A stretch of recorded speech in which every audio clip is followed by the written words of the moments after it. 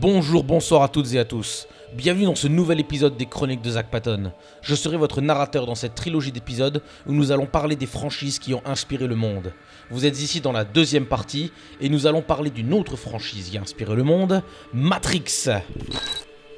Je suis pas fan de Matrix. Ils en font des tonnes pour rendre le scénario complexe et... Putain, c'est pompé sur Dark City. Tu devrais regarder, tu te rendrais compte, c'est pas possible. Il y a beaucoup de choses que t'aimes pas, Poney. Tu pourrais pas être un peu plus ouvert d'esprit ?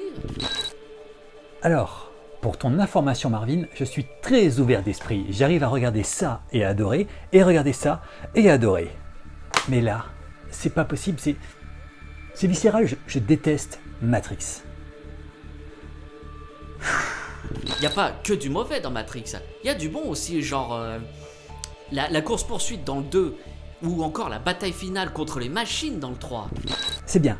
Il y a plein de pognon, il y a plein d'effets spéciaux, c'est bien filmé, c'est super, ouais, mais le scénario est vide, et le 2, le 3, c'est des bouses, J'ai même pas envie d'en parler, ça m'énerve, ça m'énerve, putain. Dites, vous voulez faire l'émission à ma place ?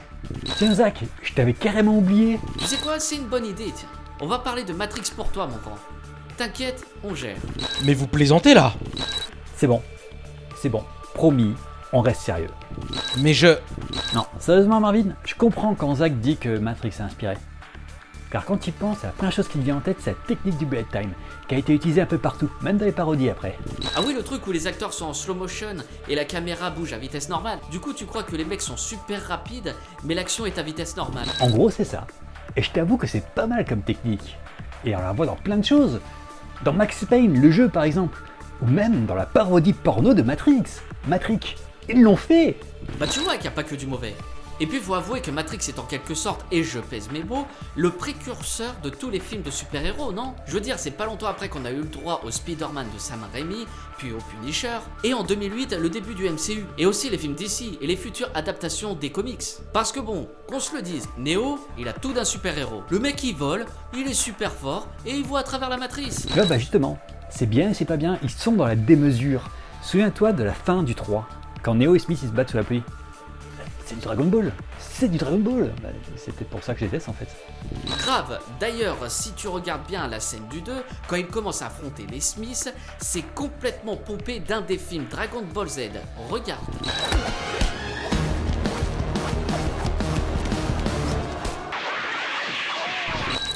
Alors deux possibilités, soit Zach a raison et Dragon Ball a inspiré beaucoup de choses, ou alors les Wachowski n'ont aucune imagination et vont pomper Dark City et Dragon Ball. Je ne sais plus. Et puis sérieusement, c'est pas pour te contredire, mais même les plus grands réalisateurs ont lancé des éloges à la série. Et je te parle des grandes têtes, comme Whedon, Cameron ou Shyamalan. En plus, en termes d'action, les Wachowski ont révolutionné le genre. Maintenant, l'ensemble des réalisateurs se base sur les combats et les chorégraphies de Matrix pour faire leurs films d'action. La doublure de Reeves sur John Wick a admis que les films John Wick ont puisé leurs sources d'inspiration dans Matrix pour les combats. Ouais bon, même avec cet argument, je trouve pas que cette franchise ait inspiré le monde entier. On devrait quand même demander à Zach ce qu'il en pense. Zach ? Tu fais la gueule ? Non, c'est bon. Vous avez fini ? Je peux parler ? Bah quoi, t'es pas content ? On est là en tant qu'invité et on te fait 50% du taf. C'est cool. Depuis c'est bien de débattre. Ok, j'ai compris. Merci pour le coup de main. Mais maintenant, je vais apporter ma petite touche à la discussion. Tous vos arguments sont corrects, mais je tiens à ajouter quelque chose. Vous n'avez pas parlé d'Animatrix, une collection de 9 courts-métrages animés qui ont grandement influencé la trilogie en elle-même, tout en abreuvant le lore d'informations supplémentaires. Et aussi, il y a eu 3 gros jeux. Enter the Matrix, avec des séquences filmées spécialement pour le jeu, le MMORPG Matrix Online et Matrix Path of Neo, qui reprend l'histoire de Neo à travers la trilogie. Et on a également eu droit à des comics. Tu vois Poney, Matrix a touché presque tous les médias et a laissé une marque indélébile sur la création artistique moderne. C'est donc bien une franchise qui a inspiré le monde. Ouais, mais je suis pas convaincu. Mais quel rabat-joie celui-là. T'es au courant qu'ils vont faire un 4 ? Et que Neo et Trinity vont revenir ? Tu plaisantes là. Ils sont morts tous les deux à la fin du 3. Marvin, sérieux, pourquoi tu l'énerves encore plus ? C'est marrant. C'est simple de l'énerver, j'aime bien. Bref, il n'y a pas grand chose de plus à dire, si ce n'est que je vous invite sérieusement à regarder ces films. N'oubliez pas de les regarder dans le contexte de l'époque. Une vraie révolution cinématographique en termes d'effets spéciaux et de prise de risque technique. Maintenant, les films pourront vous sembler dérisoires face à d'autres grosses productions, mais les films Matrix restent des chefs-d'œuvre incontournables.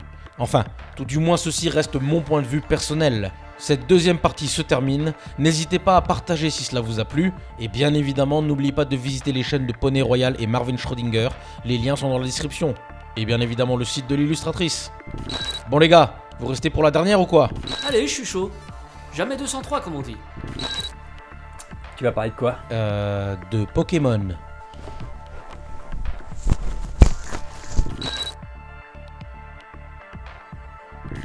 Je crois qu'on l'a perdu. Ouais, je crois aussi.